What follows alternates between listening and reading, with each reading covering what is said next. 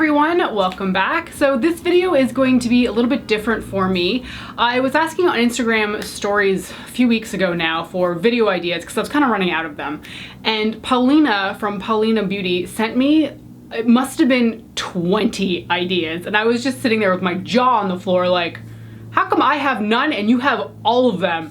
So I took this idea from her as she suggested it. It is sort of my least favorite and most favorite brands right now based on releases that are coming out. Like what brands are getting me excited and what brands are boring me completely. So I'm gonna kick this off with brands that I'm finding the least interesting right now, and I'm gonna be referring to my phone because I can't keep all of their launches stuck in my head, although I have already thought about what brands I'm going to be talking about. And the first brand I'm gonna talk about for least favorites recently is Too Faced, and that breaks my heart to say it because I have raved on and on and on about so many of their products over the last few years that it feels really strange that I have become so disconnected from what they are producing lately. For example, in the last 6 months, I have not been interested in a single one of their launches. I haven't bought any, I haven't received any from PR because generally I would ask for the product from PR, they would send it to me because I'm not on like a regular mail out list. And I have not wanted to ask for anything because I've been so disinterested with everything. The only thing that's been interesting is their Better Than Sex liner, which I have ordered during the VIB sale, but that's it. Their, oh god, everything lately is just boring the shit out of me, to be honest. The Crystal Whips liquid eyeshadows, they just came out, are in such boring shades. I think there is one cool one, but it's like a red blue shift. It might even just be blue brown, and I'm like, but I have that 10 times over in eyeshadows everywhere. I don't need that. I was not impressed with the Pretty Mess collection. I don't know anything about the Real Housewives of anything, and that whole collection was just trashy in my opinion. Like everything was like, oh, censored for language, oh, censored for this, and then it was like horrible product names like Pat the Puss. Oh, I was just not about that life. The eyeshadow palette was semi-interesting because the colors in there were pretty, but they're very basic for Too Faced, and the layout of that palette was such a disaster that I was like, I don't want anything to do with this. I also didn't like their recent spring collection, the Natural Lust or whatever it's called. The eyeshadow palette is a redo from 2 years ago, and I bought that eyeshadow palette from 2 years ago and I'm not in love with it just because it's very neutral. But they rehashed it again for this year, so that's nothing special. The Powder Puff lip things, not into it either, just looks super boring. The Clover highlighter, I mean, I'm not a dog fan, I've talked about this before, I actually find dogs really gross. Sorry guys, I know a lot of you like dogs, but I do not like them whatsoever. And the Clover highlighter just looks so boring to me. I'm just so disappointed overall because they had such a good stretch of products. Pretty much for me, I think starting with like the peanut butter and jelly palette right through to last year's Life's a Festival collection. There's so many good things that Too Faced has done that I have really enjoyed. And then lately I'm just like, what happened to the brand I enjoy so much? I am not keen about anything that is coming out, and it really makes me disappointed because I used to be so excited for all of their launches, and now I'm like, I don't care. Hi, mister. Are you gonna be in the video? I'm gonna show people your bum. Okay, so the next one is kind of a controversial brand, and I'm not about it for two different reasons. So we're talking about Kat Von D Beauty.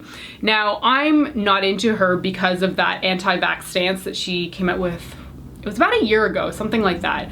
I think that is horrific that she was promoting not vaxxing her kid, that she had done her own research, which she's not a scientist, and come to the conclusion that this was not something for her family.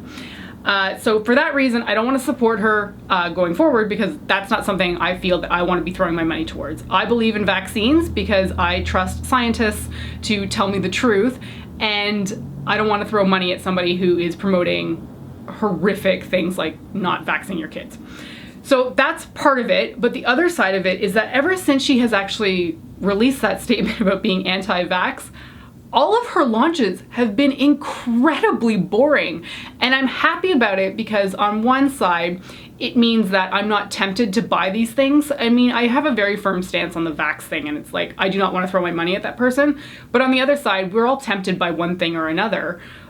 but her stuff is just not doing it for me, and I think that's fantastic. Like, since she's come out with that statement, she released the vegan palette, which you would think I'd be into because it was a rainbow palette, but they're all shimmer, so it's basically useless in my opinion. She released that Lolita palette, which is just boring. It's so boring. I like the packaging, I like the layout of it, but the colors in there are so bland. It's like a neutral done over so many times by so many different brands. She's also released a few like one-offs. I think there was like a gold paste for your eyes. It was something weird. It wasn't part of any collection. It was just like a singular item, and I was like, what is that? She came out with some eyeliner trios, which the colors are interesting, fine, but they came out in a trio, and I really don't like when brands release colorful stuff in a bundled package, especially like eyeliner, because then you're forced to buy all the shades, which if I like a color, I'm gonna buy that one. I don't want the extra colors that are kind of bundled together in that package. I think there were also some blushes, but I'm having a hard time finding it on her Instagram. And I was just like, ugh, I'm not interested in these either. So it's just funny to me that she's turned me off with the anti-vax stuff, so much so that I would purchase anything, but then all of her launches have been crap since then. So I'm happy enough about that. I have said before, by the way, that I have a ton of Kat Von D products that I have purchased in the past and loved dearly, and I'm keeping all of them because I think they're fantastic products. I don't see the point in throwing them out and just wasting my money that way. So old Kat Von D for me was a glorious brand. The new stuff is just bad, boring, and I don't want to support her. And by the way, that video that she came out with afterwards saying like, oh, you know, I'm not an anti-vaxxer, but she never actually answered the question on if she's going to vaccinate her kid. To me, that says she's still not vaccinating them. So as far as I'm concerned, you promoted a crappy, crappy mentality, and I don't want anything to do with you. Okay, the next brand is one that I think a lot of people quite enjoy, but I just can't get down with it because of the price point. And that is Natasha Denona. I have seen people raving about these eyeshadow palettes since they were released a few years ago. But when I looked at the price tag, I was just like, how are people affording this? Her massive palettes are something like 250 Canadian. Oh, it's hilarious to me too because people are wild about Natasha Denona, and yet the price point is so extreme, and yet people were like, oh no, Vizart is way too much money. Well, Vizart's like $100 for a palette, which sounds way more reasonable than $250. And I do not care if you want to break down the grams per eyeshadow pan in comparison to the price tag, because most people do not have $250 to go throw at an eyeshadow palette. I just think it's an obscene price tag to be charging people. Break down the palettes, make them smaller, which I actually think she's started to do, which is good, and make it a bit more of a manageable price tag. That's more reasonable to me. But that being said, the smaller palettes that she's come out with, the 5-pan ones, I tend to be so uninspired by the color combinations. They're always just a little bit off to me. Like the one I'm looking at right now is a neutral, which is not really up my alley. But some of the other ones I know I've seen, I've just been like, I don't love it so much. Even that Tropic palette that had the really beautiful like blues and purples on the bottom row, that was cool. That section was cool. But the top 2 rows were all like neutral warm tones. And I was like, what the heck? Like there's so much neutral in this palette with a pop of blue row. I also wasn't in love with the Safari palette combination, like the colors in there. I know a lot of people were really intrigued by it, but I was just like, why? It's boring. And I mean, I haven't tried the shadows and maybe they're life-changing, but I also feel like we've reached a point in makeup where shadow quality is not going to be that much exponentially better than most things that you've already tried. So for me, like, I'll go buy Inglot shadows till the cows come home, as opposed to buying a palette that is just so excessively large and excessively priced. So for me, Natasha Denona mostly comes down to the price point because I'm just not okay with spending that kind of coin. But the color combinations for me are just so unappealing. And the next 2 brands, I guess I'm gonna kind of roll into one because I kind of think of them as like the same brand. It's the Kylie Cosmetics or Kim Kardashian makeup products. First of all, the Kim Kardashian stuff looks cheap as all get out. Every single product that I have seen that she's come out with, it just looks like it was made in a really terrible factory, and yet she's charging an arm and a leg for it. Like those concealer, were they the contour sticks? You got like this little baby-sized amount of the actual product, and I think it was like was it 45 bucks? Maybe it was higher than that. It was extreme. Even the brush that it came with just looked like absolute trash. Like, there is dollar store makeup brushes that looked like they would perform better than that thing did. So Kim Kardashian, I mean, I'm not really down with the whole family in general, the whole culture behind the family, how they got famous, all that kind of stuff. I'm just like, I'm really grossed out by it. So some of that kind of translates into my opinions on the brand, but those products by Kim were just, they just looked terrible. And then Kylie Cosmetics. Now, I don't know much about Kylie. I know a little bit more about Kim, which is to say not much at all. But Kylie Cosmetics to me is just like nude or red, nude or red, nude or red. That's all she comes out with. It's either a nude lipstick kit, or whatever they're called, or a red lipstick kit. And then the eyeshadow palettes seem to be all nude or neutral. And I'm just like, it's the same thing over and over and over again. Why are people so into it? Now, I get that a lot of people are attracted to that family because, you know, they're glamorous, they're famous, they're popular, people want to be like that. But I just don't see anything interesting in the colors that they come out with and the products themselves. Like, even when they first launched Kylie and the brushes were like splayed everywhere and the stuff was super dry, like, ugh, it got off to a rough start. Clearly she's doing okay. She's not a self-made billionaire though. I don't want to hear that one more time. Ugh. Anyway, for me, that whole family with their product range, it's something I don't want to throw my money at. They have plenty of money. There's plenty of other people buying their products. And really, I'm just not interested in what they're putting out. Okay, next up are going to be brands that I am super excited about recently, and I gotta start this off with ColourPop. And I realize that I am quite late to this party, but ColourPop and I didn't get off to a good start. I first tried their Super Shock shadows quite a few years ago now, and I did not like them. I decluttered almost all of them. I have maybe 4 of them left. I bought like a ton when they first came out because everybody was in love with them, and I'm like, I want to love them too. But I didn't love them. I find them annoying to work with. They're just, I don't like moussey textured eyeshadows. So I didn't love their Super Shock shadows. I hated their ultra matte liquid lipsticks. I just cannot handle how dry they were on my lips. They make beautiful colors, don't get me wrong, but I just couldn't handle the texture on my lips.